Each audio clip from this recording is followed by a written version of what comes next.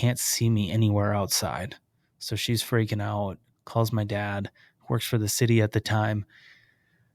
She hangs up, she calls 911, and my dad called 911 as well. And apparently the dispatchers were like, hey, I got mom on the phone. I got dad on the phone. My dad gave all the information necessary. They sent people out there. My dad left work. A bunch of people he worked with at the city, they all left to go help. See that lone pine up on that hill over there? What are we actually doing right now? The kids are just wild out there. They're wild. But they're having a good time, you know? They're having a good time. This is Untamed Unbroken, the Adventurer's Guide, and I'm your host, Blake Bredesen. All right, so I gotta tell the story that I think myself is funny, amusing now, because it was me when I was 3 years old. My parents at the time, not amusing at all. But in my nature, I was just exploring, curiosity. Let's take a step back. The year is 1992. It's April. It's Minnesota. There's a little snow on the ground. It's cold enough where the swamps are still frozen. At least the swamp. I don't know if, I would assume the lake's also still frozen as well, but the swamps were frozen, starting to thaw out. And that's relevant because there's a swamp in our backyard. We live in the country, surrounded 360 degrees by trees. We live on a dirt road off of a county road. We're the only house on this dirt road. It's a dead end cul-de-sac.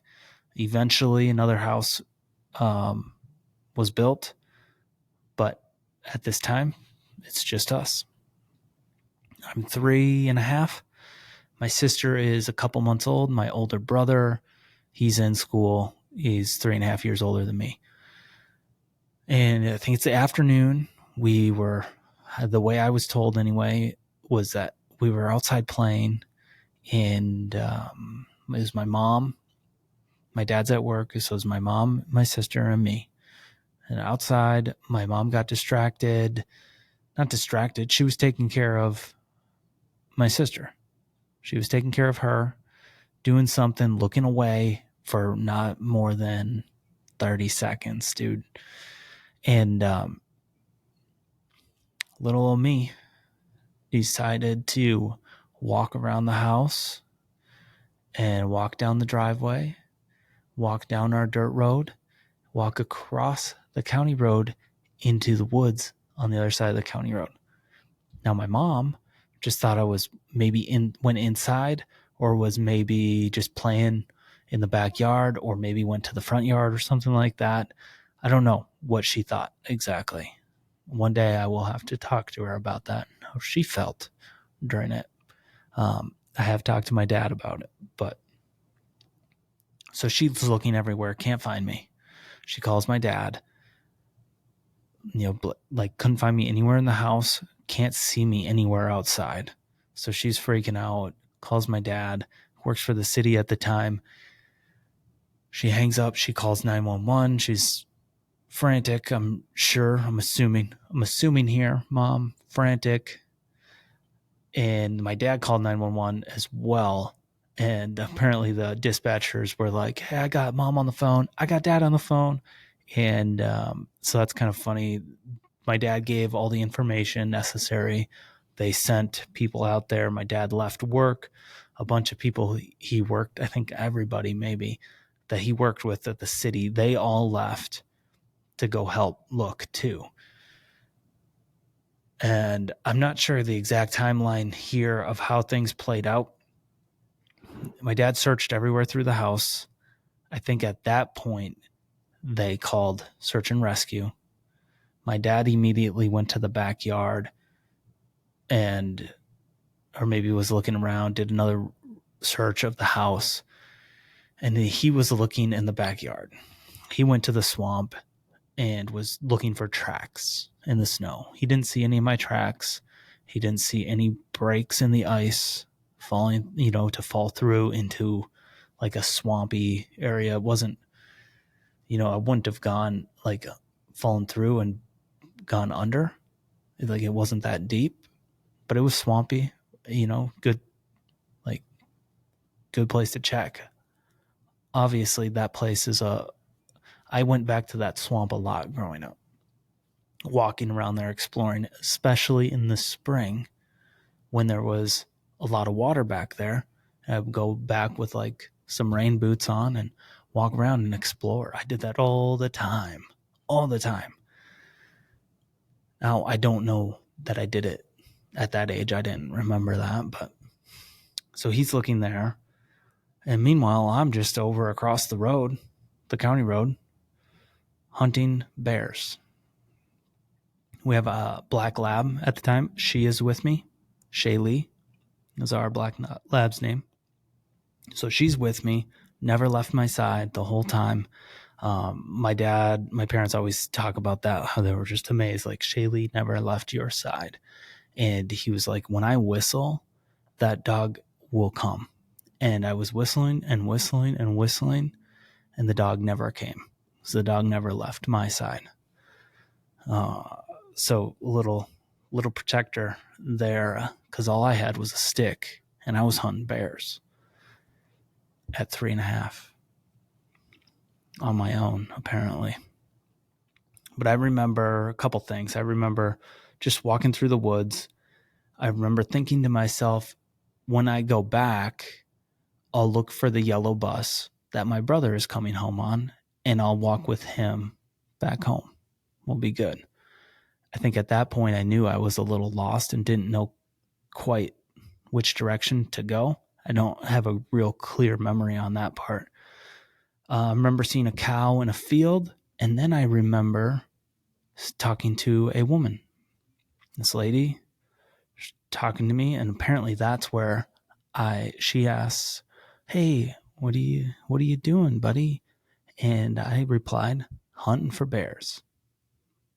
What can I say? I've never been bear hunting in my life to this day. I deer hunt, but yeah, never been bear hunting. I guess I got scared out of me or something. I don't know. So she's the one who found me, brought me back out. There's a ton of people looking for me in all directions. They were just about to put a plane, because think April in Minnesota, it's getting dark soon at this point. Like, they had a couple hours till dark, and they wanted to find me and do everything they could beforehand. And so they were just about to put a plane up in the air. That plane I don't think ever went up, because they had just found me. So that, when they brought me back out to the road, that's when I started crying, because it was, all these people. I was good up until that point. And so that little story there is significant in a few ways. One, I think it's just innate for people. Some people are explorers. Like, my son is now 2. And so I have this on my mind all the time. I'm like, all right, so like next year, next spring, when he's 3.5, that, because he likes to go wander through the woods, off the trail, ducking under trees and branches. Like, it's in him. My daughter also loves the outdoors, loves being outside, but she's not quite as, let's go see what's over here under that tree, crawling around, going off the trail. So she's not quite like that, but he is, for sure. And so there's definitely a genetic factor going on there. Also just environmental. I bring the kids outside all the time. We go on hikes. I want to introduce them to the outdoors. I want them to grow up outside as much as we can. But I also think that's where, that's the first realization I had, like, that I can remember, is like, I like being outside. I like adventure. I'm curious. I love exploring, especially exploring new places outside. So it's that kind of is just born in me. Other reasons, I just am inspired by to be outside, the outdoors is just how I grew up. I grew up outside. We played outside all the time. My mom would come out and yell for us. At dinner time, I remember in the winter especially, I remember being outside, sledding, snowboarding down our little hill, making jumps, snowball fights, but we'd be playing in the snow for hours after school and then dinner and then, whatever, go to bed. But always outside. Then I remember my interest transitioned to hunting. My dad hunted, fished, trapped, and so duck hunting was kind of the first thing. Boundary waters trips was right about the same time. I was 8 years old when I went on my first boundary waters trip. And I remember a few years before then, my older brother got to go, and he had gone for a couple years and I wasn't able to go yet. And I remember the cabin we stayed at on a lake. We were with family friends. It was my dad and brother and grandpa and their friends. They would go into the boundary waters while I was home, or I was at this little cabin with my mom and some of the other people that didn't go into the boundary waters. So I got to hang out with them. I wanted to be with my dad in the boundary waters. And I remember looking out across this lake and being like, they'll be back today. I was like, are they coming back? Are they coming back? Looking out across the lake. That lake was not connected to the boundary waters in any way. But I would look out across it like that was the lake that they went out on and went into the boundary waters. Little did I know that's not how it worked.